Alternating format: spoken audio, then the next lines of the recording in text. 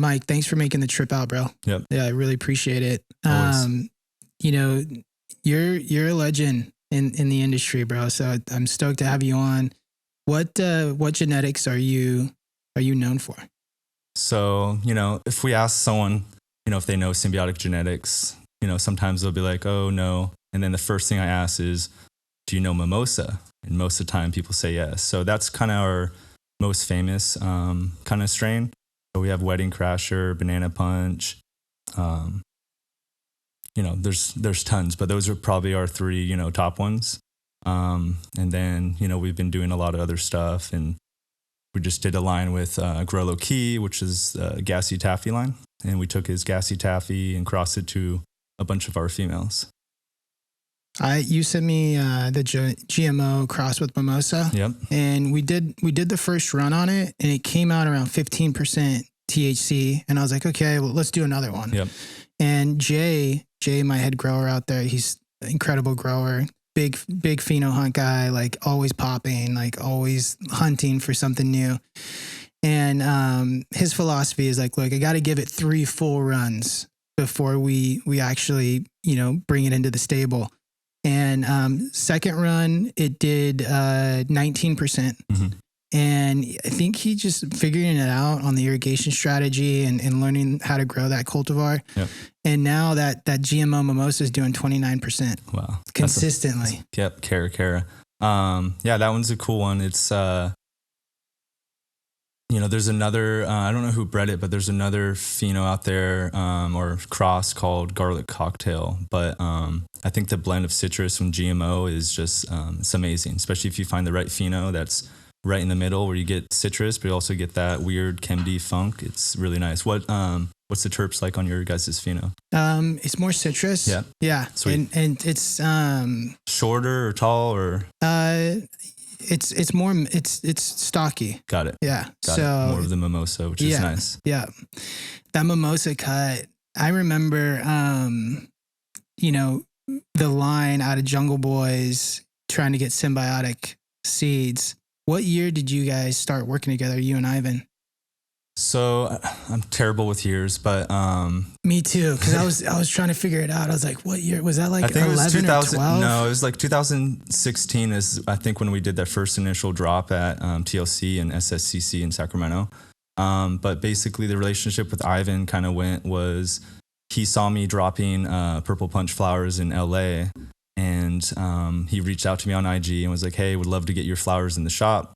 And at that point, I looked up to Ivan. Every show I would go to, I would make sure to, find them if they had a booth, give them some hash, give them some flour. And so when he reached out to me and said he wanted my flour, I was like, sick, let's make it happen, So the next batch, I took it to them and, they picked it up. And then I kind of, threw out like, hey, can we trade some flowers? Like I'll give you some of my flowers and love to bring some flowers back to the dispensary in Sacramento. And so I think it took a couple of times, but eventually kind of got him to do it, which was huge at that time because they were only at TLC, and I don't know if they had any other clubs at that point. I know they've done like some work with Green Wolf back in the day, but at that time when we did those drops in Sacramento with the Jungle Boys flowers, we had lines out the door, and so that relationship, was really cool. And then eventually he obviously asked for the Purple Punch cut. And I told him, hey, like, it's not my cut to give out. I was told not to give it out. And he's like, oh, I respect that, And I was like, just hit up, Supernova Gardens, who made the cut, and gave it to us. And so he reached out, got the okay. And then, Supernova's like, yeah, all good, drive it down to them. So I drove it down to Ivan and I gave him the Purple Punch, Clementine, and I think that's it. And, after that, it was kind of just like history. We kept trading cuts, kind of talking tech. We went through some, stuff together, trying to, just battle issues. And we kind of just leaned into each other. Just, we both had a huge passion in the industry and both love to grow quality cannabis. So it's just like our friendship kind of just took off. Yo, respect for turning down Ivan. Yeah. So it's funny, to this day, he'll say like, dude, you have mad, I give you mad respect for saying no to me, like, and so he gave me cuts that he wouldn't give out to anyone else because he knew I would keep it, close. Yeah. And it's just like staying true to your word, and I know a lot of people have a hard time with it, but for me, it's just like integrity, just being true. A lot of respect, bro. Did you guys ever do any breeding projects together? No, but I did do, when we did our Mimosa reversal, I took his Mimosa 26, which is their selection, crossed it to my selection, and then also took the Jungle Cake and crossed it to my Mimosa. I don't think they ever popped it, but I've been telling Roach and the team, like, you guys need to pull that out because I gave you guys all the seeds of that. And out of respect, those their crosses. So I was like, hey, I'm going to cross it, but I'm going to give you guys the whole lot and let you guys kind of run with it. Yeah. But yeah, I don't think they ever popped them, but Roach, if you're listening, definitely pop them. I'm going to hit up Roach. I'm going to hit up Roach for some of those. There's a good amount of them. So definitely. Yeah, definitely. I remember my boy Alex, like we had this like little cultivation community in the Inland Empire. And I remember him hitting me up. He's like, I'm waiting in line at TLC. I'm getting these symbiotic seeds. Did you guys, when you guys did that initial drop, was it like you guys ran out of seeds right away, right? Oh, I mean, it was huge. Yeah. It was bigger than we expected. And, props to Ivan for like pheno hunting and testing those strains and then hyping it up, through social media and Chalice and everything like that. But yeah, in Sacramento, we had to like tell people, like we were counting how many packs we had and like counting how many people in line and like telling people that, hey, after this person, there's no more of this certain cross, So we were selling out before people were even in the door because we knew we didn't have a lot. Because, we started with the 2 light setup, that was tiny. And, the reason we kind of created Symbiotic was, me and Vince, we wanted to have strains, of our own to kind of set us apart. It wasn't really to like be a seed company and be like, super like well known. It was more or less, just making new genetics for ourselves. But then when Ivan got a hold of him and, did what he did, it blew up, and I have a text from him, and something that I think, it's just amazing to hear from someone like him. But he texted me right when they like harvested and was like, bro, these are some of the best seeds I've ever popped, Yeah. And like to this day, it's like really cool to hear someone like that say that. Yeah. Alex went and he got some from that initial drop in 2016, about that time. And he gave me the Mimosa cut. And I was a greenhouse guy. I had like 7 spots all around Inland Empire. And I started putting in the greenhouses and I was getting, at that time, I was getting indoor pack prices for my Mimosa cut. Wow. And I just went ham on it because for some reason, I mean, this thing just in a greenhouse it hit all the boxes. Yeah. It looked just like indoor and you couldn't tell the difference. Not other cultivars were doing that, but the Mimosa was doing it. And then I did it outdoor on a small little outdoor run and nearly looked the same. Yep. Like I was just like, dude, this genetic is insane. Yeah. A lot of people have said that. I mean, people have told us many times, like, I bought my house off Mimosa, because they've grown it so much and like kept growing it and, did well with it. Yeah. So like, it's awesome to hear that. Yeah. I flooded the market down here though, but I mean, that's all I grew at some point. Yeah. I was just like, this is all I'm growing. Well, it's loud. Like those citrus terps, like as soon as someone smells it, it's like, oh, they know exactly, what the smell is. It's not like you're searching for it. It's in your face. Yeah. What's your background? How did you get into cultivation? How did you get started in the industry? So my pops is part of dispensary in Sacramento. It was called South Sacramento Care Center, but now it's actually called Symbiotic Sacramento. And so when that opened up in 2009, I worked there for a year, just bud tending, helping him purchase. So I was able to kind of see the worst of the worst and then the best of the best at a young age in the industry. And so eventually my pops got a warehouse and, we started doing some cultivation and we brought in some growers that we didn't know through a friend and they wanted someone to live at the warehouse. And I was like, send it, I'll do it. No problem. I was, I think 19 at the time, still I was living at home. So I was like, I'll get out of the house, live in the warehouse. It was a little sketchy, Prop 215 days, and so I was a grunt worker. I would do anything, clean, leaf pick, and whatever they told me to. And with, the fact that I was there all the time, I was checking on the plants, 10 times a day. It's anytime I had the urge to kind of like check on things, I'd go out there. And eventually I started seeing just some issues and, started going on a Roll It Up and all these forums and kind of trying to troubleshoot the stuff that we were going through.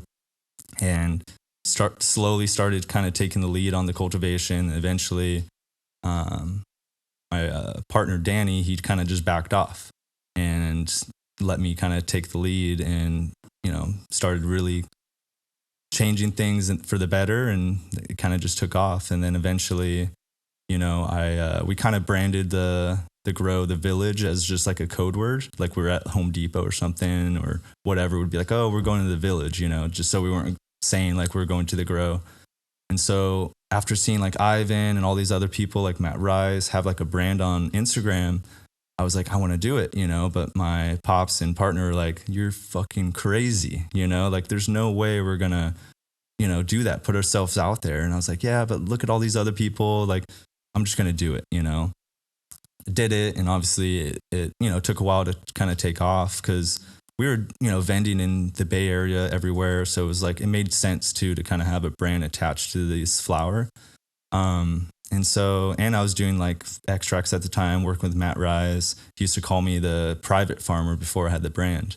And so that was another reason I'm like, dude, I'm losing all this like, publicity through, Matt Rise, which is like a pioneer in the hash game. And so named it, the Village, started the Instagram, and it, started taking off. And, now they thank me for for the gesture of doing that. So, so lived there for 4 years. So I really put my head down, did my thing.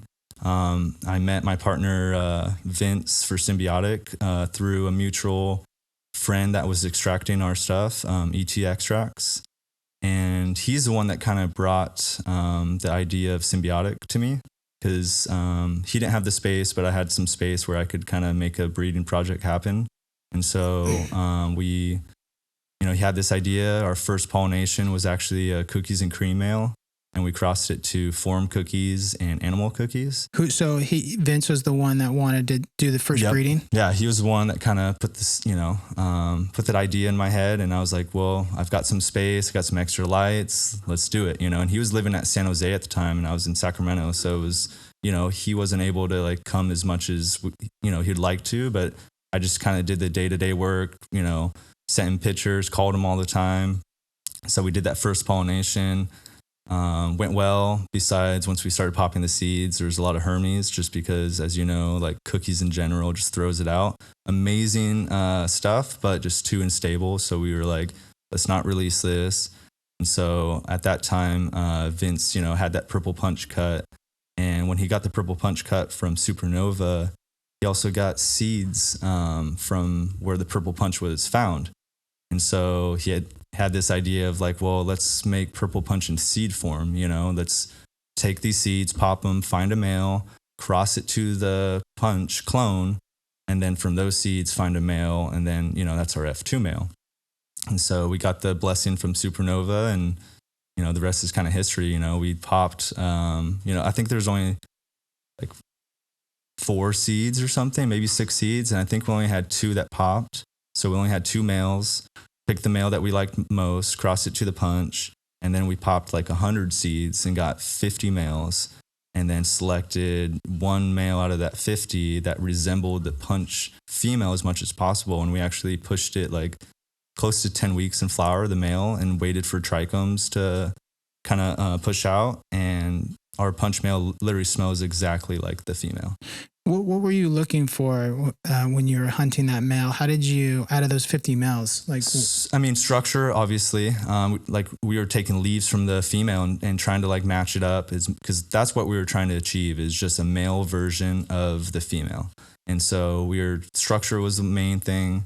And then we stumbled across, the trichomes. We started seeing them like somewhat early, and we started smelling them.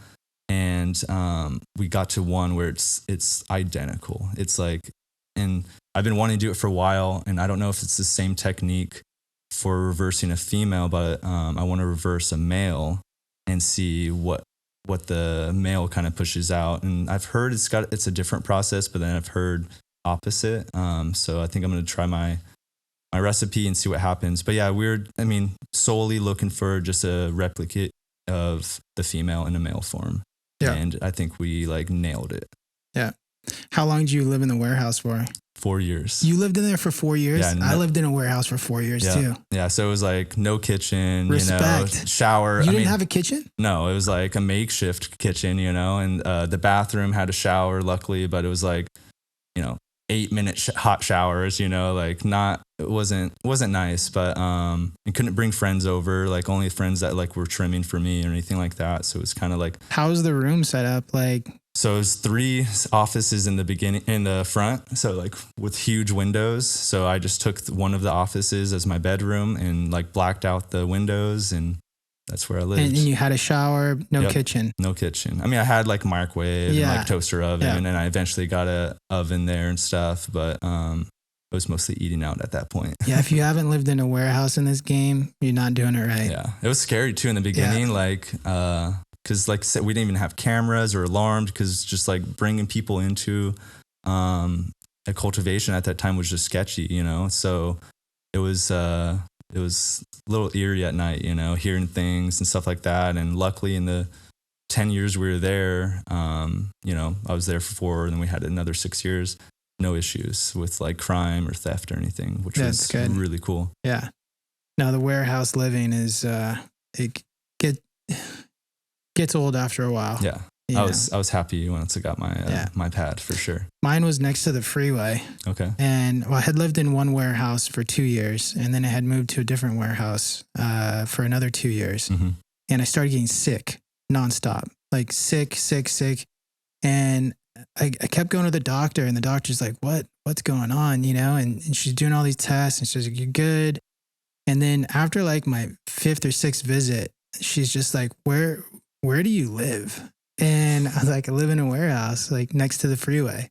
She's like, you live next to a freeway, like literally on the freeway. Oh, wow. And she's like, you got to get away from the freeway. You'll be better. All the smog and everything. I think, the smog from the cars. Yep. And it just kept making me sick. Yep. And I moved away. I've rented a house, and I got better in like 6 weeks. I didn't get sick again. So when I moved to LA like 3 years ago, I was sick as a dog the first year, like 4 or 5 times. And same thing. I was like, went to the doctor, and I'm like after like the 4th time, I'm like, what is going on? And she's like, well, you moved to LA, she's like, it's just the allergies are different. And cause I was having like sinus infections, like everything, and it was just messing me up. And it's gotta be the smog. Yeah. It's gotta be. Yeah. Get that adjustment, but your body adjusted to it. Yeah. Definitely. Yeah.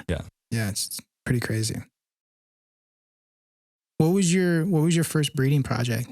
So it was that cookies and cream male that Vince selected on his own. And then I basically took the male, and I had the females already. I don't know if I had the animal cookies, but I think I had the form.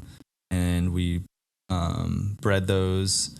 And because Vince was super into cookies back then, obviously everyone was. And so, did that. And as I mentioned earlier, it was just amazing quality, but just, lots of Hermes. Yeah. On average, how long does a breeding project usually take you?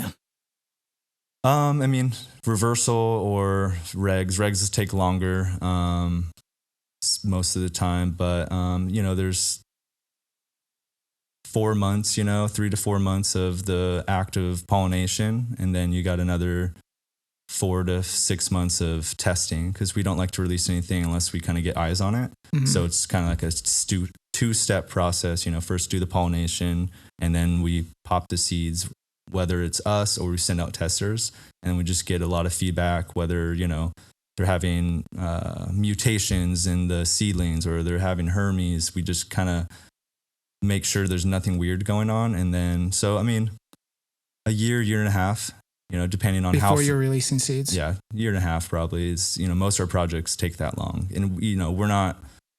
Symbiotic is a side gig for both me and Vince. And so sometimes things take a little longer just because we're handling our day-to-day stuff. But we're roughly a year and a half. And you're only doing F1s. As of right now, yeah. We've done some other all F1s actually, yeah.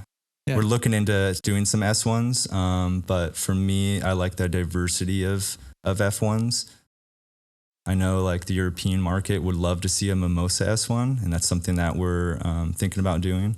But other than that, we're kind of staying with just the F1s because the market really likes the diversity they get in F1s. That's the main reason why doing only F1s? Yep. And I personally like F1s just for that diversity of just every seed's going to be a little different. So you're going to be able to like selectively, breed something. So like, for example, the modified grapes, which is GMO and Purple Punch, we bred that in a sense of trying to find a shorter GMO, faster GMO, but still terps of the GMO. So basically we're taking the traits of the punch, which is vigor, fast, and, color, and obviously bag appeal, but kind of putting that with GMO, but selectively finding traits that we like. Because we all know like Purple Punch has got a bad rep, but at the end of the day, it's good breeding stock. And for certain things, sometimes it throws out something you don't want, like the kind of bland terps or like the long trichomes. There's stuff that we don't like from it, but there's also lots of things that we've utilized in our selections for the better. Yeah, the structure and the plant and the yield, everything's solid, but everybody's staying away from that terp. Yeah, for sure. When it first started, people loved it, but it doesn't translate well. It kind of has this dusty kind of like note to it. Living like on the plant, it's like blue Powerade. It's really, really nice, really sharp. But once it dries, it gets a little dusty is how I kind of describe it. Yeah. Obviously the potency is not really there. And I think it has to do with long trichomes. Like it looks like really frosty and probably would test high, but it's mostly the stalks that you're seeing. Like, especially if you see it in macro or, you take SIFT and you take a macro shot of it, it's stalks. It's like all stalks. Yeah. Julian, I know you got something going on in Europe, right? Mm-hmm. Going back to that.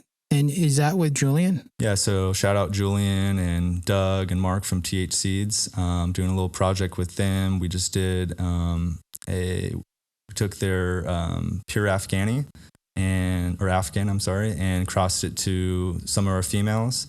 And then we're doing some other stuff as well. We just did, we're doing a active right now, which is an Amarello reversal, and hitting a bunch of his females and stuff and hitting some other females. And so it's been cool to work with someone out in a different country because we've only done stuff here. So just his knowledge and just his resources out there is really crucial for us.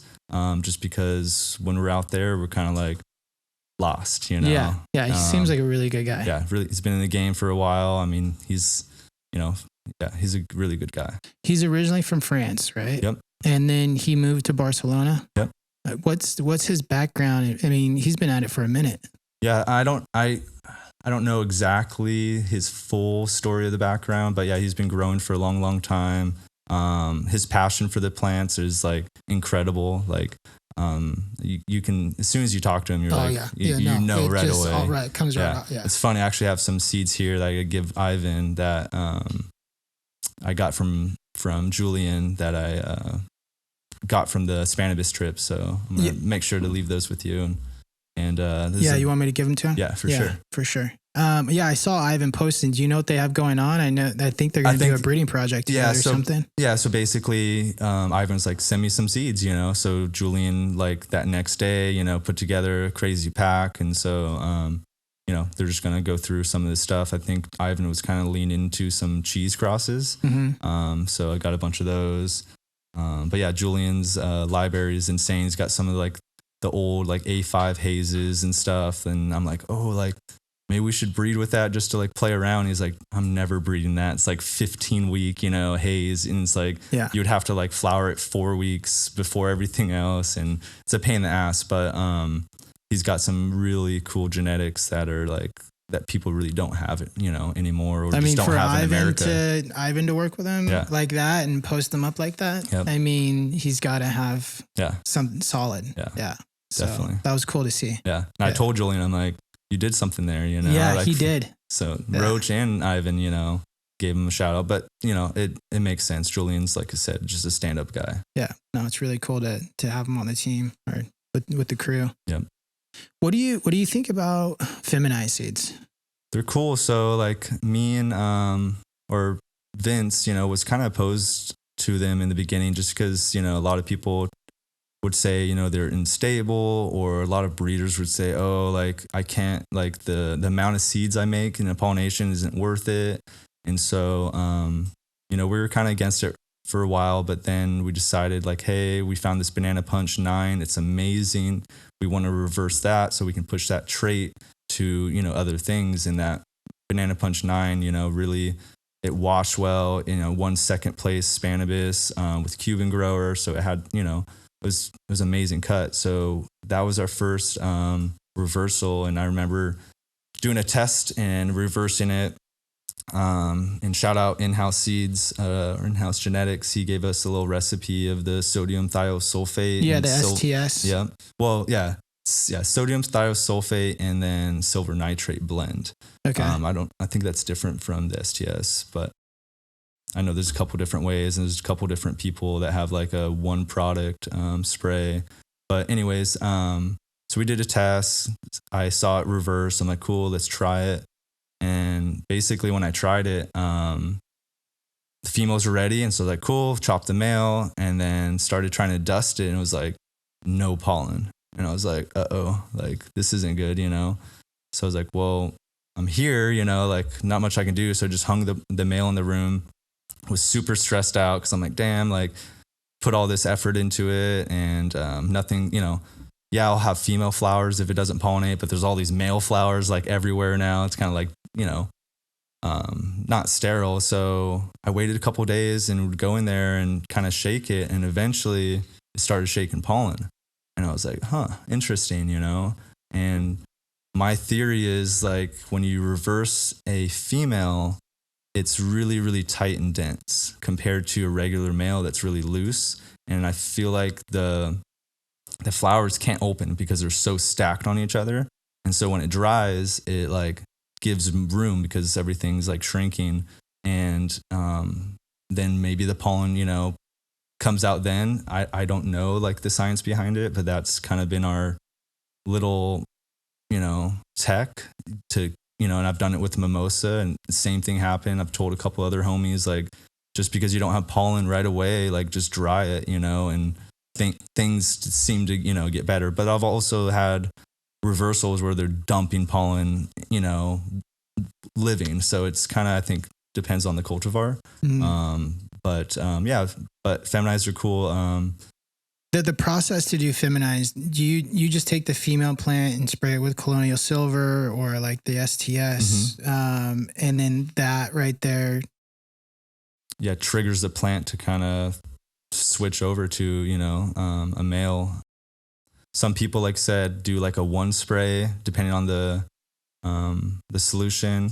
I've done everyday spraying just to like be 100%, you know, confident, because sometimes you'll see like male flowers, but then you'll start seeing pistils, and so it's like, oh shit, you know, maybe it's not enough. And I've noticed too, bigger plants need a stronger solution than a smaller plant, and maybe it has to do with the hormones being more abundance in a bigger plant. I'm not sure, but yeah, so it's a weird process because it's like, and a lot of people told me, oh, the females or the plants don't like the spray, but I've never had that issue. The plants take it and they reverse, and it's a interesting thing the first time. What was the hold off of doing feminized? I've heard that more susceptible to stress tolerances or maybe hermine. Yeah, I mean, we always were on, you know, we've heard that more hermes kind of come from femmes, and so that was the main reason, just because like having a genetic company, it's like the worst thing is having people come up to you or message you and be like, yo, I got a bunch of hermes, like that's not what we want. And so that's why we haven't released everything. But when we did the Banana Punch, like it didn't throw out any more hermes than our reg line. And so it was kind of a wake up call to us. Yeah. And I think it has to do with just breeding in general. What are the parents like? What do they have? Are they unstable? Like if you breed with cookies, whether it's feminized or eggs, you're gonna get unstable phenos. So I think it's just dependent on genetic more or less than reversal or regs. What's the push in Europe to do feminized seeds? Why is that? So, I mean, this is what I've gathered, but in Europe, I feel like a lot of growers don't want to mom, out their cuts. They don't want to have a veg. They just want to pop seeds and just rip them, rip through them. And so I think, they want feminized just for that kind of purpose. And then there's the whole other, side of things with the different, like large scale growers, like in Morocco. And Italy. I heard there's a lot, like Southern Italy or something. Yeah. There's a lot of like outdoor seed, straight from seed grows. Yeah, and they just don't want to deal with males, And I mean, Morocco, they deal with intersex traits and everything, so they always have seeds in their, flowers. But I think like 99%, if not more, just goes to hash. So it doesn't really matter. But yeah, they just want to not have to kill out males. They just want 100% females out there. In regards to males, like I know we went over a little bit how you selected your Mimosa male. I mean, you were looking for the Mimosa traits or the punch male. Yeah, the punch male. Yep. You were looking for certain traits that were like whatever. Yeah. Is there any other things that you look for in males when it comes to selecting a male? I mean, how do you select a male? So in my opinion, it's you're kind of blind. You can look at structure and everything, and depending on what the lineage of the male, you can find the structure that leans on a certain parent if that's something that you're going after. And to back it up a little bit, it's all about having a plan. You can't just like breed and just like, oh, I just want to breed fire. It's like, no, you got to have a kind of a plan of action of what you're trying to do. You're trying to bring gas to your male. You're trying to, what are you trying to do? And so for us, we, depending on what it is, we'll select some males or select a single male, but the real test is the offspring, because you can have the most vigorous male, stem rubs like crazy, vigor's insane, everything's like perfect, but you don't know until you actually see the offspring of that male. And that's what you've learned through the years. Yeah, I won't bank on a male until I see the offspring. And then, because then I can see, okay, I'm going to cross this male to say like banana punch or whatever, but I know the banana punch. So I know what the banana punch throws out. So anything that's different from the banana punch is going to be the influence of the male. So you start learning what the male influence is, and then you can kind of say, okay, cool, the male throws out this terp profile most of the time, it throws out this growth structure, and then you learn your male more. And so that's the best way, in my honest opinion, to kind of select a male is select it, or select multiple ones, but select it after you see the offspring. Yeah, no, that's cool. What are some major stresses that will cause a plant to herm that you've learned through over the years? Genetics. I mean, obviously there is stress, that will induce it, but it's light leaks, huge fluctuations of temp and humidity, and sometimes hermies are weird. Like I've had cuts, like I remember wedding cake one time hermied on me, like 4 or 5 plants, and I think it was sterile pollen, but not sure what happened, but it happened, Mm-hmm. It could be drybacks, it could be, high EC, it could be so many different things. But main thing is you got to focus on the right genetics. Yeah, and if I see a hermy, it's out. Even if I know some people like, oh, it only hermies the first run or whatever. I'm not taking a chance on something, because it's like, yeah, it might not hermy every time, but what if it hermies in your homie's garden and you just gave him a cut and he, comes back to you and is like, dude, what happened? And I'm like, well, it didn't hermy on me, but it's like, if you see it once, it's out, it's killed. Yeah, 100%. When you're storing male pollen, what's like, do you have certain temps or, the length of storage on that? So I've never stored pollen. I've always used fresh pollen Right away. Just because I don't know how well it stores. I've heard it stores well for a year if it's vac sealed in a freezer. But again, it would suck to go into a pollination and have all this pollen, try to pollinate, and then it's not viable. And so I've always just had, fresh pollen and taken the plant and shaking it in the room, just to be safe. There's been times I've like played around with saving some pollen and pollinated like tiny stuff, but just like kind of like small projects that never came to, fruit. Have you ever gotten any seeds that came with HLV or anything like that? Nope. Haven't done tons of the HLVD testing with like seeds. Done a lot of plant testing, and I remember dealing with it like around 2016 or so. My cherry AK just started, we called it dudding back in the day, and I know a lot of people did. Yeah, we didn't know what it was. Yeah, and so my cherry AK got attacked hard, and that was my most popular strain to grow for flower, and it sucked because I would come into the room and like a fifth of the room would have it, and so I'd just start yanking them out and started seeing it, and then I got to a point where I can see it in veg. And so I just started just killing. And at that point, we didn't know about being sterile and whatnot. But I was actually able to successfully push it out of that strain. Obviously. You pushed it out. Yeah, but I'm sure it was still in if you tested it, but it was not thrown out like it was. And I think what it was is, you have to be able to selectively or be able to see it. And if you're not seeing it, because I've been in the gardens and they're like, oh, we're having HLVD problems, all this stuff. And I'm like, okay, well, let me see your moms, and looking at their moms, and I'll find like 10 moms fully infected, and they have no idea. And I'm like, look, like taking a branch, it snaps. It takes the trained eye. Yeah, it really does. It takes getting beat up for a few months, and then once you get beat up for a few months, you train yourself on what to look for. And even then, like, there's been times I'm like, cool, I see these ones in veg, pull them out, and then they get into flower, and then they push it out in flower. It's like really weird. And then obviously too, there's like they flip, right when it flips, that's when sometimes it'll pop up. Yeah, because I'm pretty confident. Like I'll see a whole lot. I'm like, cool, like only these 4 had it. Let's flower the rest. And then all of a sudden there's another 10. 2 weeks later, and I think it gets pushed out later because I think it starts in the root zone or it gets stored in the root zone or something. As we're learning more about it, and then it just pushes out, and sometimes it's just a single branch, which is super weird, And I just heard it's a slow moving viroid, so it just doesn't, attack the whole plant sometimes. How did you get the plant back? I mean, what process did you? Just making sure my moms were badass, Like I know a lot of people take, flower their best clones. Well, it's like you got to take your best, like whatever, if you need 10 moms, take your best 10 clones from that batch and then mom those up.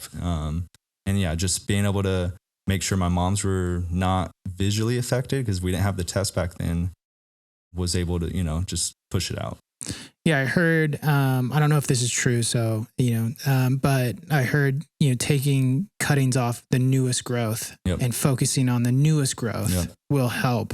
But I'm not sure. I've heard that too, like literally like lollipopping or like two-noting it and then getting all that like old stuff off and then giving all the energy to the new tips and then, cloning off that. Did you get that from a cut from someone else, or was it just in the stable and it I took on cuts so much back in the day and still do. It came from somewhere, you know, because it came, because it was on the cherry K, but it could have came from anything. Yeah, something that didn't show it as much. Yeah, it could be in a plant, just doesn't, that genetic does better with it. Totally. Yeah, for sure. So current breeding projects, you have, what are you working on? So we had a Amarello reversal number 9 that we did that didn't yield a lot of seeds, which was unfortunate because we had some crazy females in there.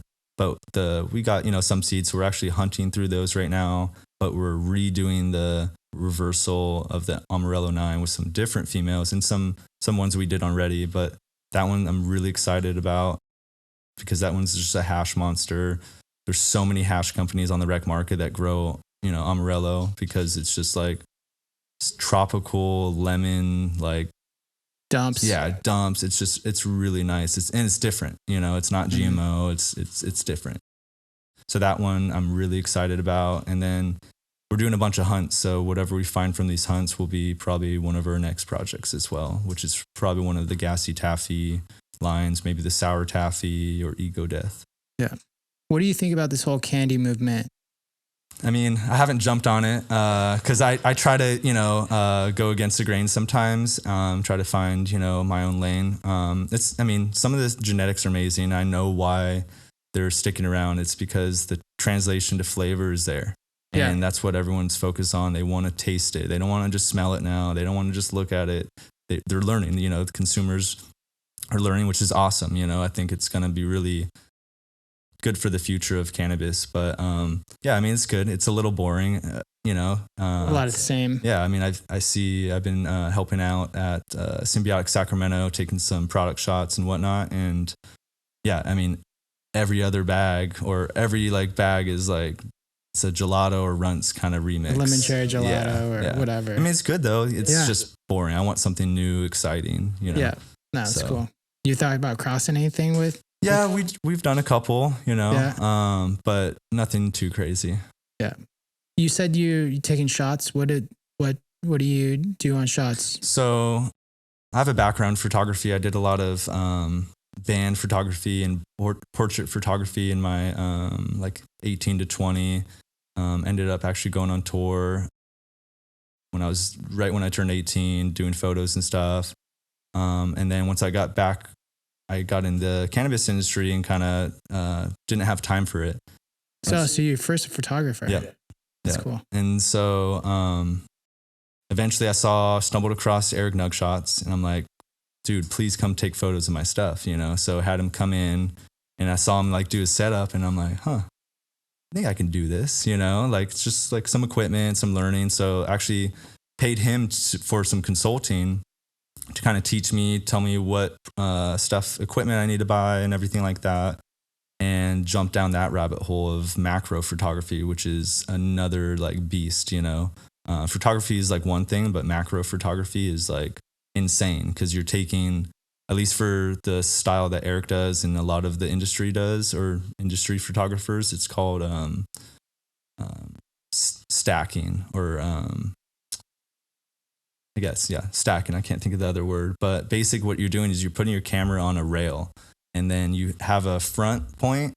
You tell it the front point, and you tell it the end point, and then you tell it how many microns between each shot you want to take.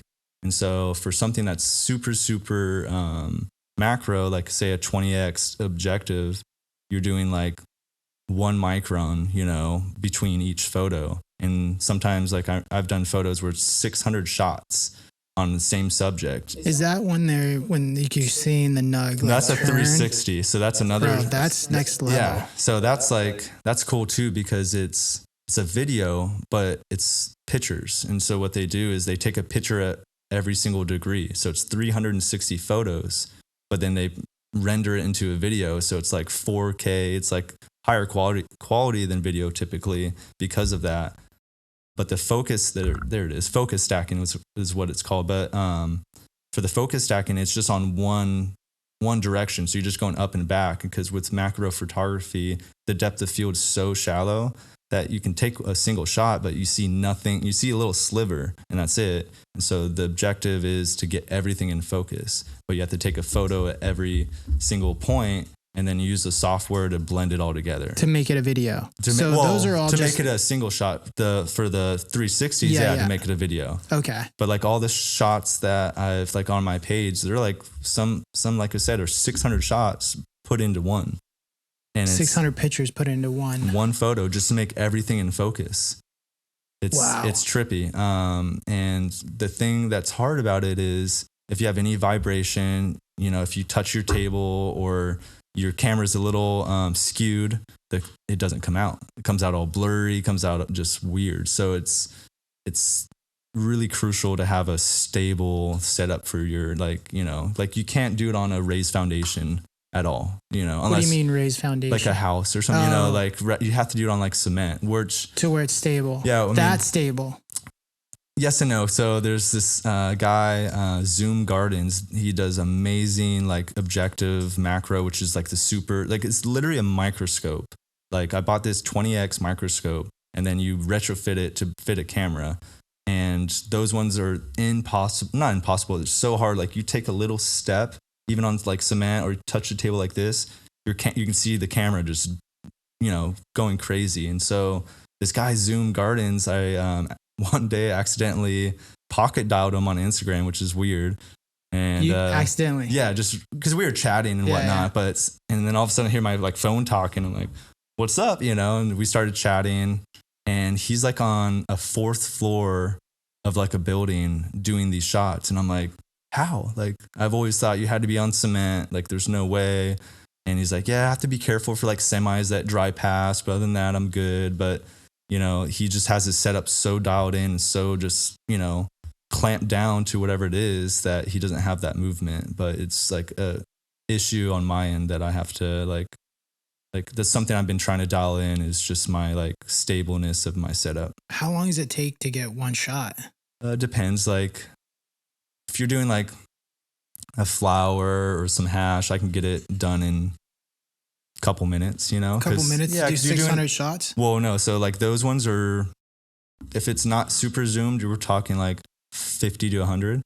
And then if you're talking like a single trichome, like you've seen, that's like the 500 to 600. And you're doing like, you'll have like 1 to 2 seconds between each shot because you want it to like move and then have a pause. So if there is any vibration, it kind of settles and then takes the shot, because every movement, you're going to have some, settling. So those ones take a lot longer. And what sucks about that too is if you have a plant that's living, it's, it's going to move. And if you don't have it in water, it's going to move a lot. It's going to like shrink and stuff. And so you actually see some of these guys doing these shots they're doing these stacked spins. So they're actually taking a stacked shot of a area and then spinning it 1 degree and then doing another stacked shot. And what that does is everything's in focus, rather than, because most of the 360s are single shots, so it's not everything's in focus. Mm-hmm. And so those ones can take like 6 hours. To do one shot. Yeah. Or one video. Yeah. One video. Yeah. And it's insane because you can spend all that time and not turn out. Yeah. It's not like perfect. So it's interesting. It's crazy. So it's just a side hobby. Yeah. Do you do it for anybody, or you just do it for yourself? For the homies. I like doing it. It's fun, seeing, it's like a little challenge, just because like, especially with hash, you try to like scoop it out, see if you can make it look cool. But most of the time, like I just do a single scoop and shoot it and it looks great. Okay. So cool. That's cool. Getting into cultivation, because I think a lot of guys are listen to this podcast for cultivation knowledge, and you're a legend in the industry, so it's always good to hear like what your techniques are and what you're doing.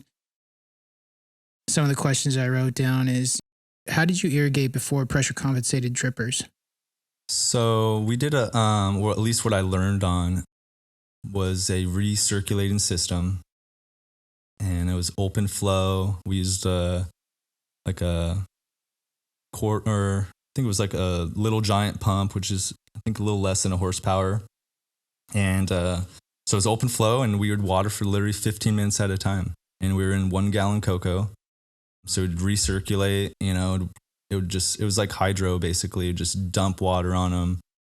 And we would start with like once a day, and then get up to like 3 or 4 times a day. So it would fill from the bottom or drip from the top? From the top. From the top. Yep. Okay. And then it would just go back into the reservoir, and then you'd recycle that water. Yep. How often would you have to change? Once a week. Once a week. Mm-hmm. Okay. So just like back in the day when we first started growing, ebb and flow, right? On the botanic air benches. Same concept, but just doing top drip. Okay. And like for a while it was funny. Like I was so scared of burning my plants. Like I would do a day of flush, because I was like, I don't want to put nutrients on nutrients, kind of thing. We all so it was had like one day weird of flush, or at least one water of flush, and then put it back in. But yeah, that recirculating system I actually use to this day in some gardens that are, because it's like it's bulletproof. It's well, not. I mean, it's efficient. Yeah, it's efficient. I mean, you can walk away from it for Yeah. like 3-4 days, like, and not as long as your pump's working. Yeah, your water goes down a little bit, but if you have enough buffer, it's like, it's good.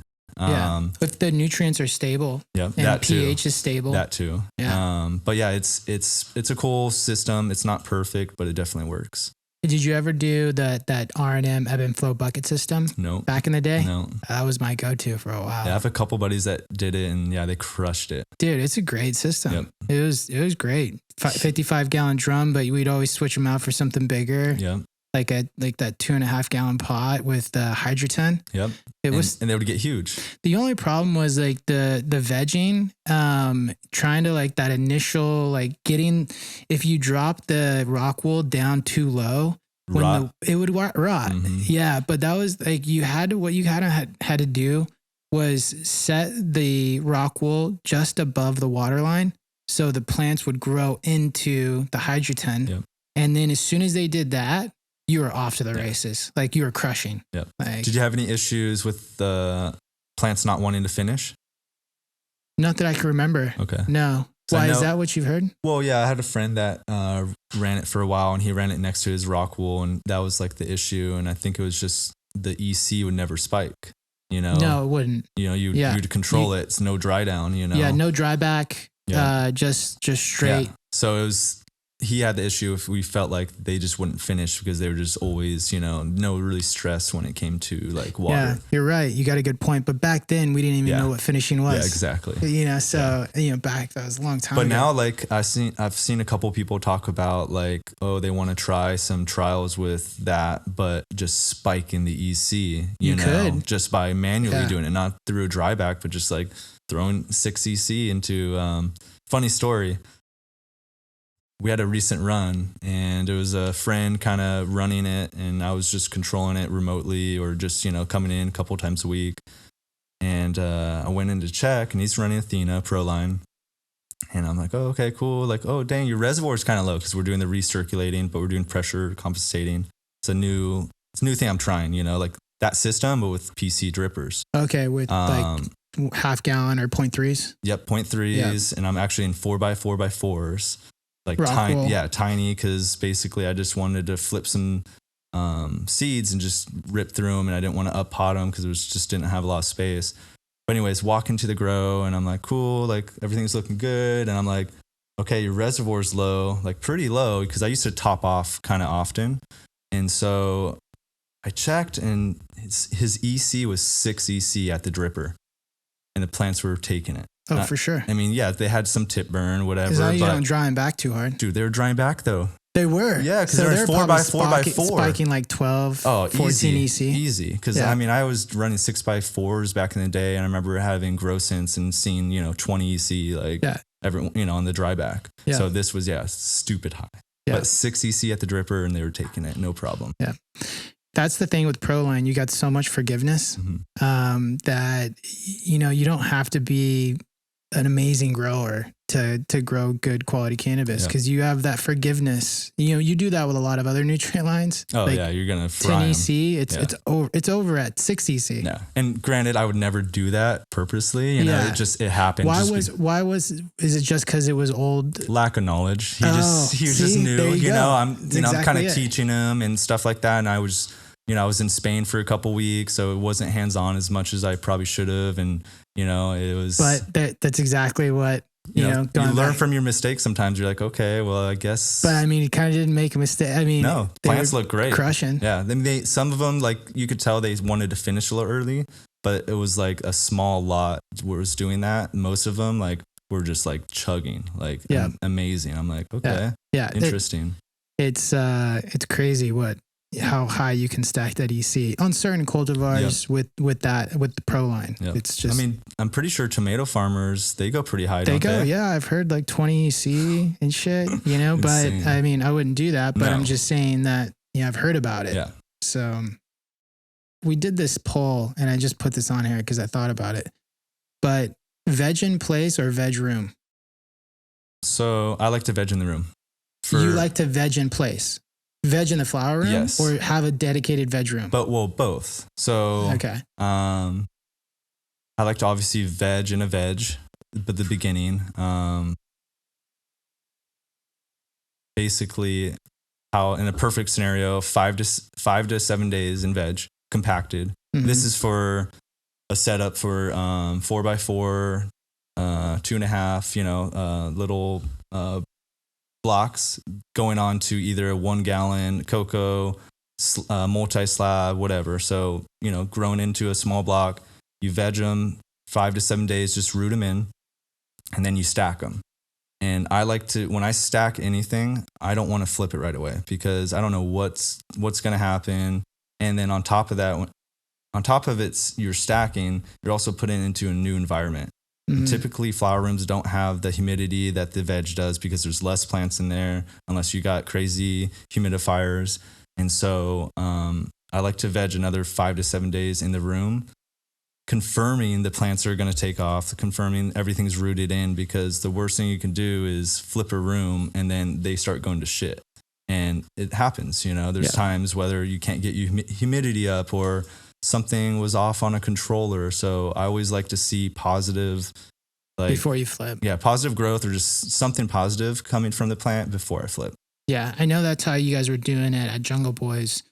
It was like 4-inch by 2-inch, right? And then you go onto a slab. Yep. Yeah, and veg for 7 days. Yep. It was like we're averaging 10 to 14 day veg, total. Yep. And 7 days being in a dedicated veg room. Yep. And then you would take that, put it in the flower room, and then get it established. 5 to 7 days, whatever it is, and then flip. Yep.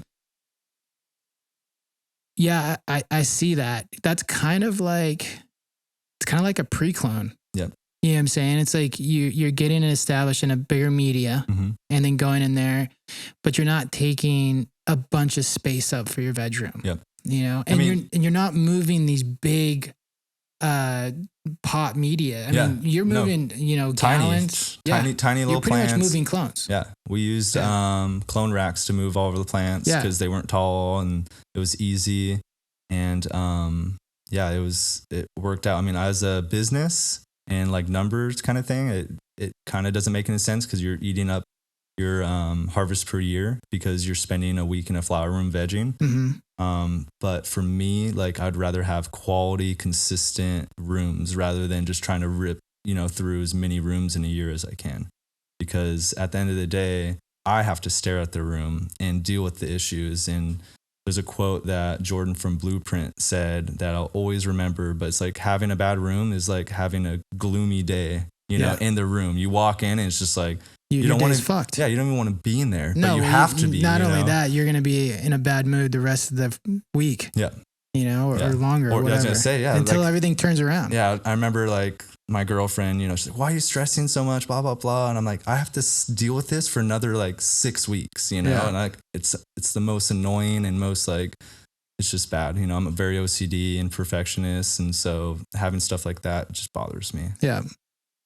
So we did that poll. And it was veg room 1 by a long shot, of course. Right? Veg room 1. But, I'm in a greenhouse, so I was running it and I'm working with my head guy, Jay, and we're working on efficiencies. And so right now we're transplanting a clone into about a 2-gallon square Coco pot. Mm-hmm. And we're having to move 3,000 plants to the flower room, and moving 3,000 2-gallon pots is a lot different than moving a 4x4 by 2. Yeah. Right. You're moving a clone pretty much, and we're moving plants because our veg, I talked to him the other day, our veg time's like 16 days. Mm-hmm. I think light PPFD levels are probably a little lower when we're in a greenhouse. Yep. So we don't have that kind of veg time, but we just recently vegged in the flower room and laid out 3,000 pots, transplanted right into 2 gallons. Only do it with cleanse because it's a big deal. The oxygen and consistent canopy, consistent oxygen to the root zone. But he told me we saved like 6 days in work. Oh, I bet. Because we were able to take down the room, clean the room, and fill it back up with 3,000 plants in 2.5 days. Yep. and boom, we're off to the races. 16-day veg. He said he lost like 10 plants didn't take, which that's normal. It's normal, you know, but he had backups in the veg room, the old veg room. So we're testing it, right? We went against the poll, right? But I think that has to do with each individual grower's situation. Totally. The facility has a lot to do with it. If you don't have the veg space and maybe you're forced to do that, or if, you know, or maybe you have to get those 5 harvests in a year, you know, that's what your boss is saying or whatever. Another thing too, that I don't know, this is more probably a question for like someone that knows the plant a little bit more, but I wonder if when they're rooting into a new media, does that take away from, you know, like their growth in general? So it's like, I always wanted, when I flipped, if I was stacking or transplanting or whatever, that I wanted them rooted in, like not just like where I could lift it off, you know, kind of thing, you know, and they're day one of flower and they're not rooted in. I'm like, just felt weird, you know? We did do that test a few years ago. And what it was is we used to transplant in about a 6-inch pot. And then we would take the 6-inch and we put it in a 2-gallon. We did multiple side-by-sides where we transplanted a clone right into a 2-gallon. And then we were doing that old process of 6-gallon pot, then transplanting. The plants that we planted straight into the 2-gallon blew up way faster, you know, in flower and in veg than the ones that we had to transplant. Yep. It was a big deal. And I think maybe when this is all assumptions, right? Yep. We just know by doing. We don't know. Observing. Yeah, we observe and we just see what we learn as we go along. But I think the assumption is that when you're going into that initial 6-inch pot or whatever you're vegging in, and you go to that transplant, I think that root ball gets bound in there a little bit.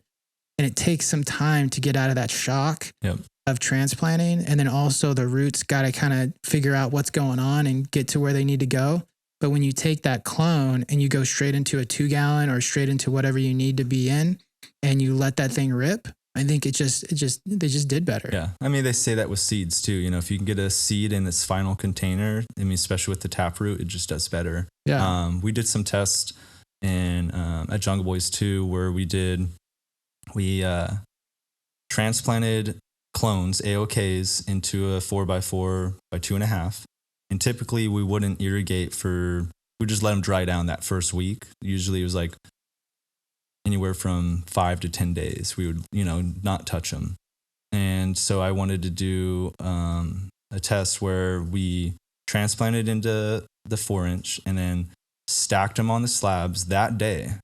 So we're talking the same day. Yeah, so we're talking like transplant into 4-inch and then put it on a slab. And so I did one where I had no drippers, so kind of the same tech as I would without the slab. And watering it. Yeah, or just letting it for 5 to 10 days, not doing anything. Yeah. And so the other one was I put 1 dripper in each plant, and then the third trial was 2 drippers, traditional, you know, what we typically did. The one with 2 drippers did the best. So day 1 from a clone, AOK, got plugged into a 4-inch and then plugged into a slab, took off. And we were watering, you know, 16 times a day, and it took it. It was ready to go. Yeah, and actually did, you know, tremendously better than the other 2. This is kind of like the same stuff we saw. Yep. You know, it's really similar. Yep. It's pretty interesting. I think irrigation is huge. It's something I've taught a lot of my friends that were kind of stuck in ways of like hand watering or whatever. And I'd come over and be like, bro, if you get them on drip, your plants are going to be night and day. Yeah, they go. They just they love that routine, just like us humans. Like, routine is huge. And so plants get used to it and plants thrive on it, you know, because they're getting fresh nutrients, fresh pH, you know, it's not this old, like, you know, stagnant water, you know, and sometimes it goes anaerobic if it's, you know, sitting too long. And so I feel like pushing fresh stuff through it, nutrients and everything is key. And then, you know, being in a hydroponic media, you know, whether it's Coco, Rockwool, peat, it has so much air. You don't have to worry about overwatering as much as long as you kind of irrigate irrigate correctly, because it's like you can't really overwater a plant from one feeding. It's more or less how many feedings and how often is more or less. And so we just, sip them for that whole day. And it's like, we're doing like 120 mils per shot. So it's not much water, you know, but it's enough for them to be like, thank you, Yeah. It's interesting. I think we're going to veg in the flower rooms from now on, but that's just because of our setup. Totally. And we saved tons of labor. Did you see better structure? Because when you guys veg, we're actually at day 10. Okay. Right now. Cool. In that, so we literally just started. Keep me updated. I'd love to hear the results. I will, because that's one thing we did. They go straight on drippers right into that flower room, which is it's weird. Set up for it. Which is weird, because you'd be like, no, you got to have that first dry down, blah blah blah. And it's like, I don't know. I've tried it, and they don't need it. Yeah, it's pretty interesting. So still playing with. Everybody's still learning. Of course. Do you use VPDomes? Yep. So I started using. So my buddy Ramsey, I was having issues around 2017. I was having issues with domes. I was hating domes. I was having rotting on top. Not so much the stem, but anything that was touching the dome and staying wet would just like rot out. And then your new growth or your leaves, you'd have to pick it off, and it's just like, it's shitty. And so he told me that commercial greenhouses do a greenhouse inside of a greenhouse for cloning. Yeah. So I was like, okay. So me and my coworker, shout out Aaron, he's like a roach is how I explain it. Just really like mechanical, really smart guy. He's like, all right, well, we'll just do a PVC frame and a 4x8, and we'll make a little hoop house, and we'll just put painter's plastic over it. Yeah. I'm like, cool, and I can like pull up photos of it. So we did a little trial. It worked out great. But then I was like, okay, I'm not going to do a 4x8 for cloning. And it was just like, that was like our mom space that we were kind of inefficient. Yeah, it was. Yeah.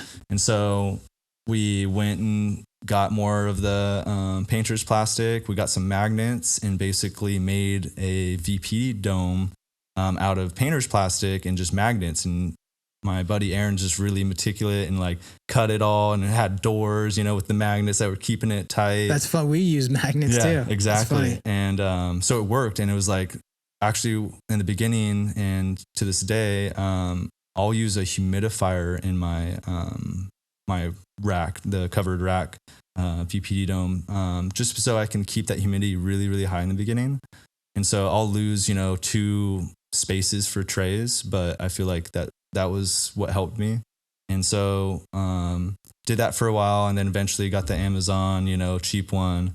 But as soon as I saw you guys doing it, I was like, oh, game changer. Been pushing it, like if you have issues with cloning, like got to do it. And so when I was at Jungle Boys, we got a shipment in and started playing around with it, and it was like night and day difference. The only issue we had was the humidity. In the beginning was a little, you'd get a little bit of wilt, especially if your room wasn't humid enough. And so I brought in my Reptile humidifier, which you can just have it on top of your dome, because it's something I didn't know back then. But basically you put it on top, and then it has a little tube that goes into your dome.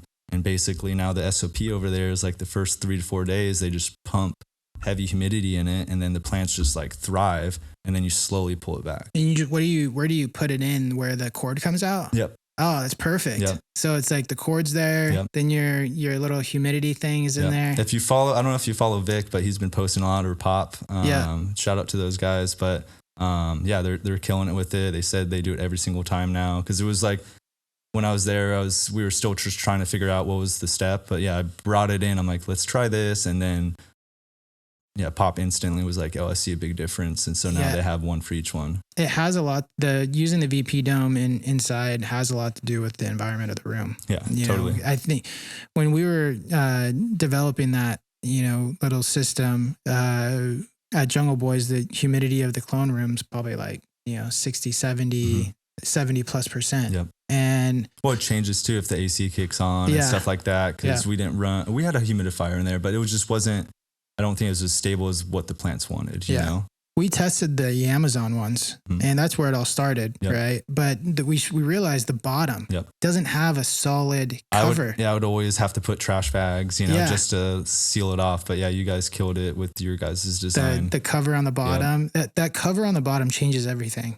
Yeah. Well, like the little holes for the the humidity for the Mondi. Yeah. It's amazing. The little stuff like that goes a long way because a lot of thought goes into it. Yeah, the magnets too. They're clutch, dude. Everything about it. It's a good little.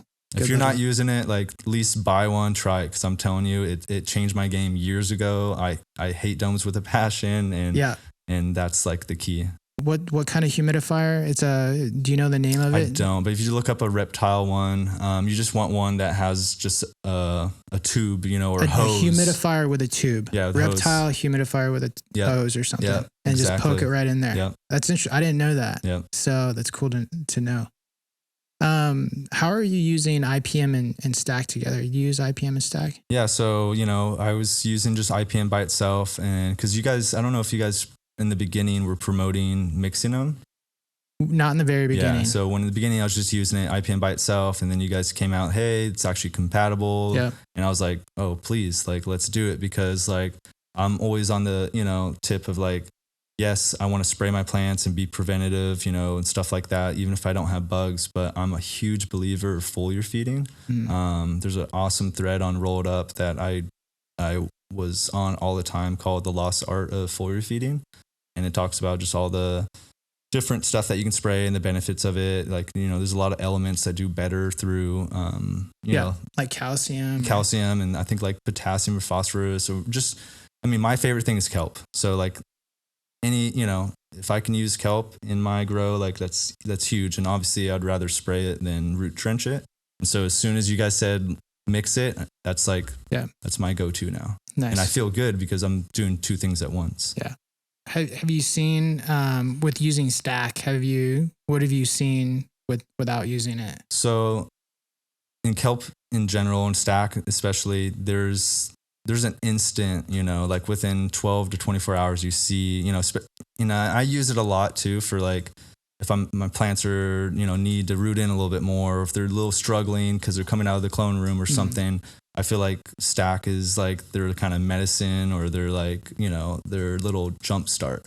And so I love spraying the IPM Stack like on transplant days, just so I'm getting preventative, because IPM is really light and not, harsh on the plants, but you're giving that little boost for your clones to then root into your new media. So I like using it in those kind of situations. Day one of flower, try to do it. And, usually stop between day 7 and 10. Yeah. Is when I like to not spray anymore. Yeah. But yeah, Stack, I use it every single time with IPM. Yeah. We remember when we were doing the trying to figure out how to kill thrips. Oh yeah. Like thrips are like the fucking. Oh yeah. They're hard to kill. Yeah, and it's probably just us growers, not just kind of like giving them vaccines, throughout, like not killing them, but just enough to like them to get used to it. But yeah. So the reason why I bring that up is because we were having mixed reviews, right? We're like, do we feed it 150 mLs? Yep. Do we feed it 100 mLs, 120? Yep. We were testing all this stuff. We were getting like some effectiveness, but not completely. So we paid UC Davis to do these trials. Yep. And they did an SOP for us on thrips. So we have that now. That's amazing. Yeah. And they literally we've been working on it for months. Yep. And I think it was like, what was the effectiveness on the thrips, Maddie? Thrips is 99. Thrips is 99%. What's the ml per gallon and what's the SOP so we can? 150 mLs. 150 mLs per gallon. Which is a little stronger than. It was strong. We were doing 120. Yep. We were doing 120 and we weren't getting what we wanted. Yep. And mind you, it's hard, like I give a lot of credit for, UC Davis stuff, because I was literally trying to find a thrip and then having my solution, spraying it, making sure it doesn't like run off the, leaf, and then get in under microscope and then watching it for 24 hours. Yeah. And then if I came back 24 hours and it was gone, well, obviously it took off and it's alive, but there would be times where it would be still there dead. But it's a lot of work and a lot of like meticulous, Yeah. kind of work. Yeah, we were stoked to do the study with them. I'm sure. That's amazing. And it's backed by a university. Yeah. We're pumped. What's the SOP? So based on their life cycle, you want to have 5 sprays throughout a 12 to 20 day period. 5 sprays at 150 mLs per gallon. Yeah, over how many days? 15? over 14-day period. Over a 14-day period. 1 spray every 3 days, it looks like. 1 spray every 3 days. Okay. Yep. So that we fucking finally did it. Yeah, that's amazing. Because dude, we were like banging our head on that one, dude. Well, it's a common, it's like gnats, it's just like, they're so hard to like fully get rid of, because once you have them, they just, yeah. And I think with thrips too, is the issue with them is they like to drop to the media. They're almost like, I've been saying it for a couple years now. They're like trout. They're really like smart. Yeah. If they see kind of movement, they hide. And so I think that's like what is the hard thing, is just coverage, because they'll drop in your media, hide. So it's like coverage is key. And then obviously having a product that does kill them, fully. Yeah. So. And that was 99%.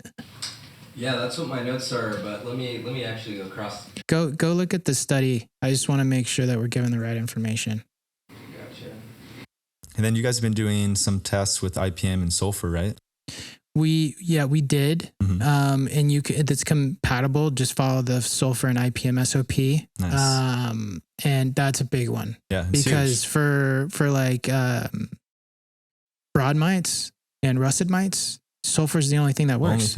It's wettable sulfur is the only thing that works.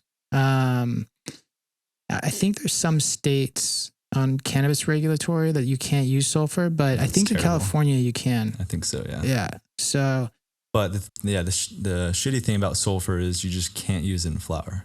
No. Because you do, and it's like it ruins your end product. Yeah. But at least you have an out to fix the broad mites or the russet mites. There's a lot of people just.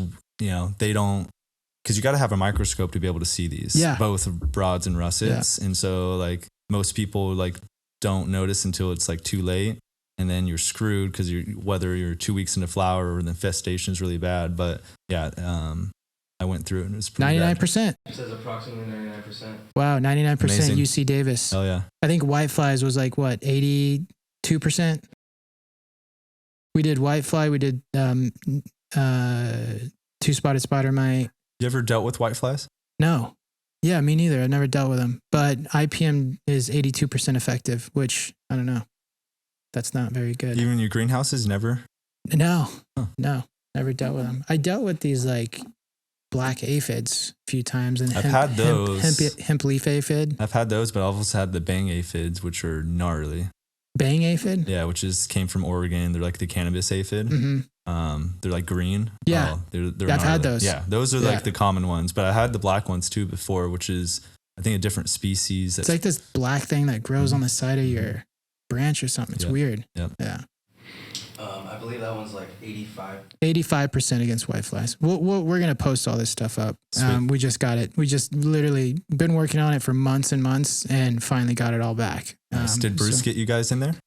No, actually Chris did. Oh, that's he right. He used to work there. So he called the oncology department and got us in there. That's amazing. And they did all these trials on IPM for us. That's amazing. It was amazing. Yeah.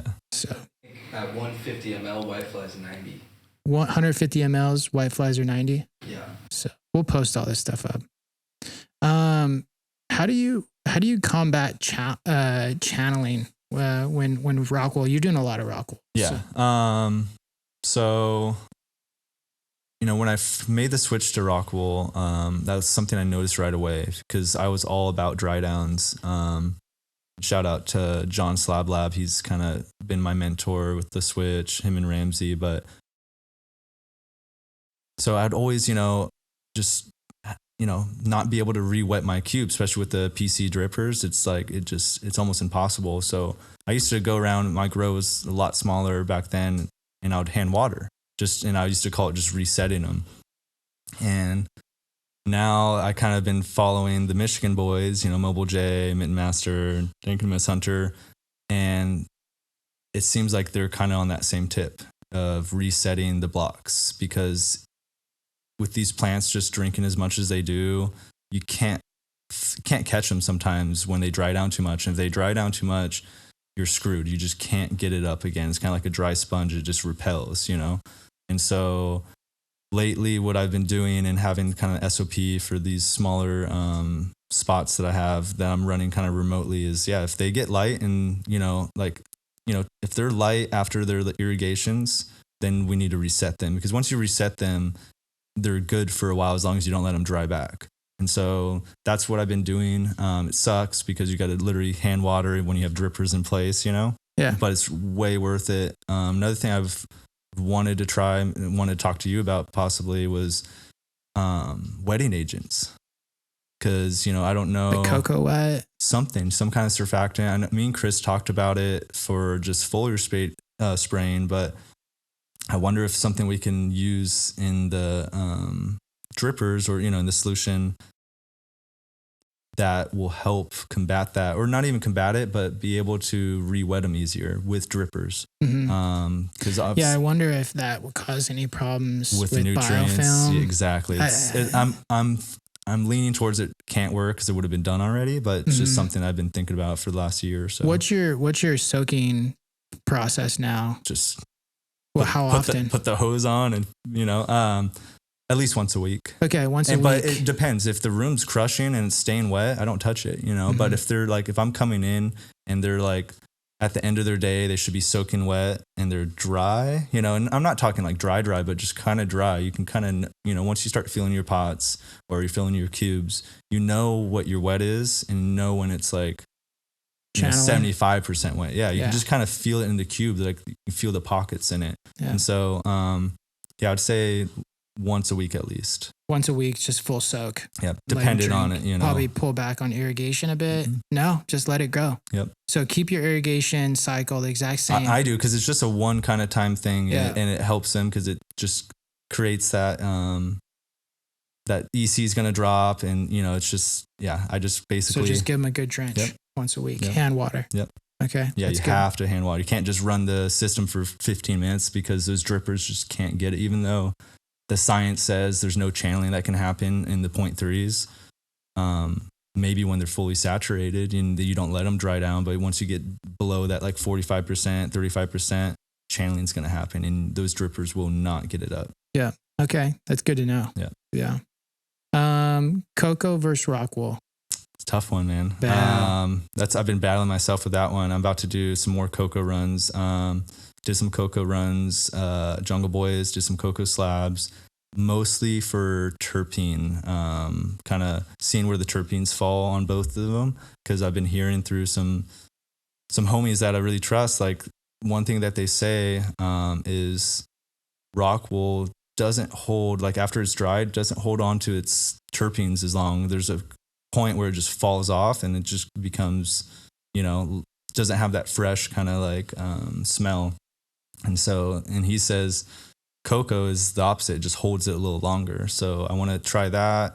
And then just want to see, flavor, seeing if I can get different flavor, better flavor, which doesn't make a lot of sense to me because it's how can a media, change the structure? They're both inert medias. Yeah. Right? So it doesn't make sense, but as we said earlier, we're just observing, and if something works, even if it doesn't make sense to us, we got to run with it, But yeah, I hate Coco for the fact of it's messy, it's annoying, but it also is more forgiving. So there's pros and cons to both. I just love having the ease and no mess of Rockwool, no transplanting, no mess. It's just simple and it's consistent. Where Coco, you're going to have some inconsistencies, especially if you don't buy quality Coco. Yeah. I like Coco because it's less expensive than Rockwool. Okay.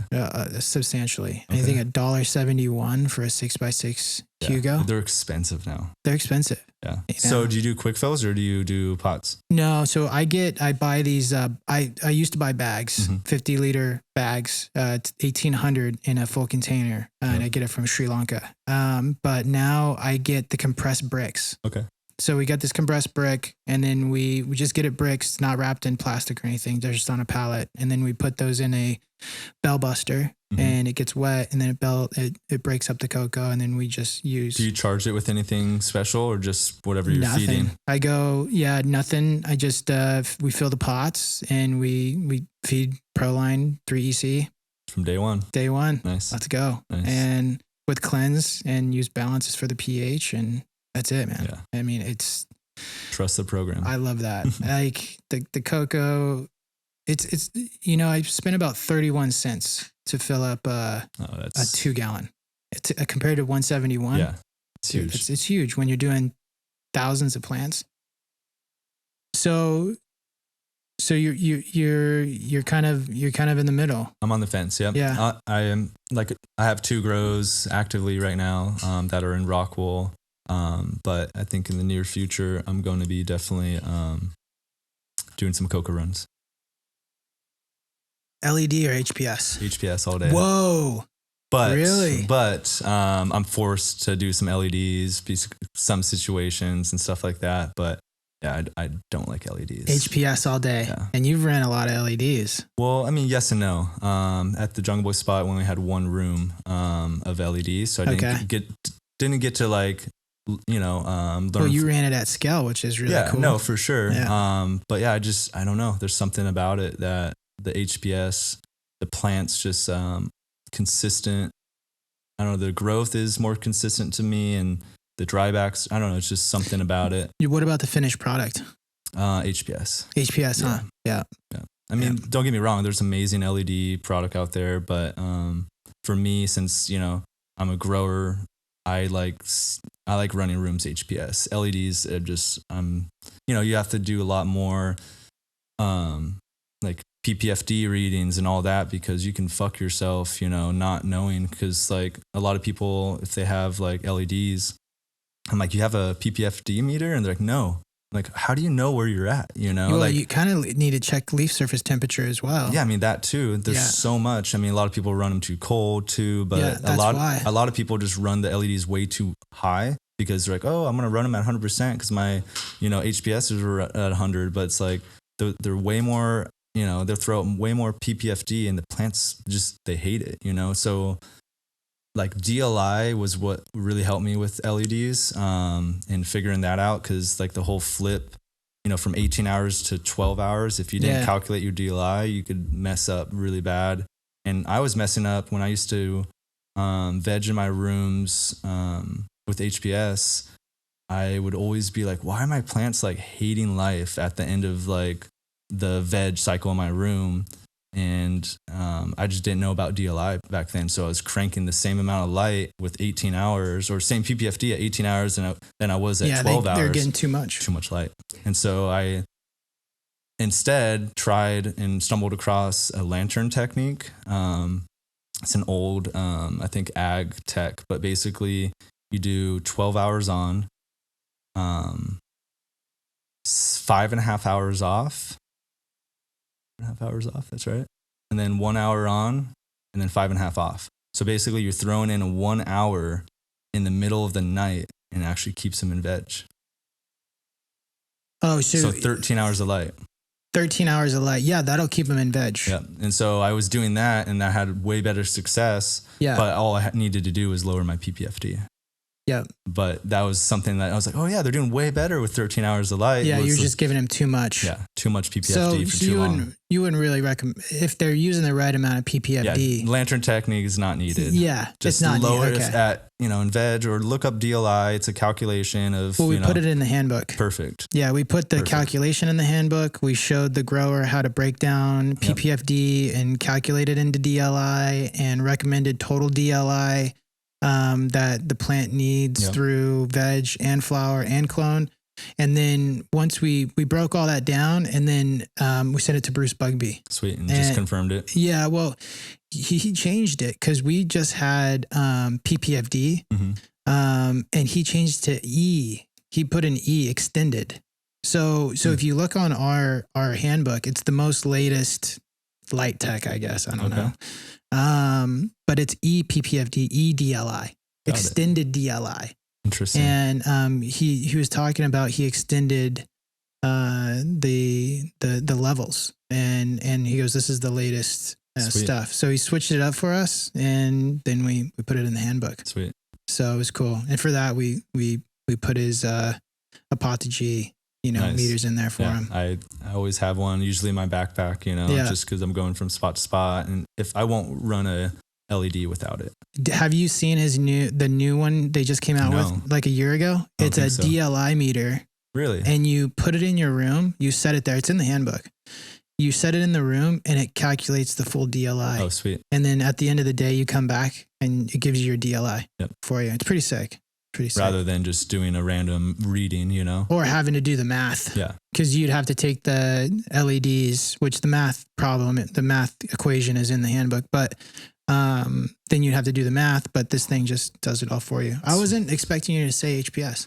Yeah, really? No, yeah. I wasn't. My best runs have been HPS for sure. Yeah, because everybody's going LED right now. Yeah. I mean, there's definitely pros to it, but what I don't like is the issue of humidity. It's really hard at the end to get, we had tons of dehus at the Cudahy spot, and it was, we had to figure things out to kind of combat that because it was just, they transpired a lot. And you got to run hundreds of lights HPS, and then, I think like 60 lights of LED in the same building. 70 lights was the LED room, and then the flower rooms from 63 to 77. Yeah, so you got a true firsthand experience. Yeah.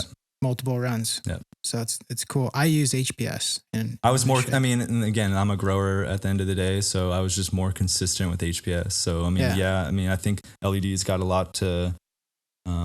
We got a lot to learn about LEDs, and I might in a year or two say otherwise, but right now it's just I'm way more confident with HPS. I'm with you on HPS. Yeah. I mean, for greenhouse, I only know greenhouse really because it's been like 10 years since I've grown indoors. So when it comes to greenhouse cultivation, HPS all the way. Yeah. And I tested these LEDs, 1,000-watt LEDs that I got, and I ordered them and tested them, and they throw out way more PPFD and way more DLI. Yep. But the yields were the same as my HPS. Yeah, that's kind of so weird. Yeah. I was so confused. If you look at it on paper, you're like, your yields are going to crush those HPS rooms. And it was the same. Yeah. No difference. Yeah. And I have homies that crush with LED, so it's dependent on, how they grow and just their environment and stuff. But yeah, for me, it's HPS. And I don't know, like the white light or spectrum's cool. Like when you're in it, cause you don't have to you don't have this orange glow, but I don't know if that's, what the plants really want. And, we grew with that HPS for how many years? That same spectrum. Maybe we bred for it. Right? I don't know. What topping plants? Don't top them. Wow. Really? Don't top them? No, I haven't topped a plant. And we would top in for moms and whatnot. But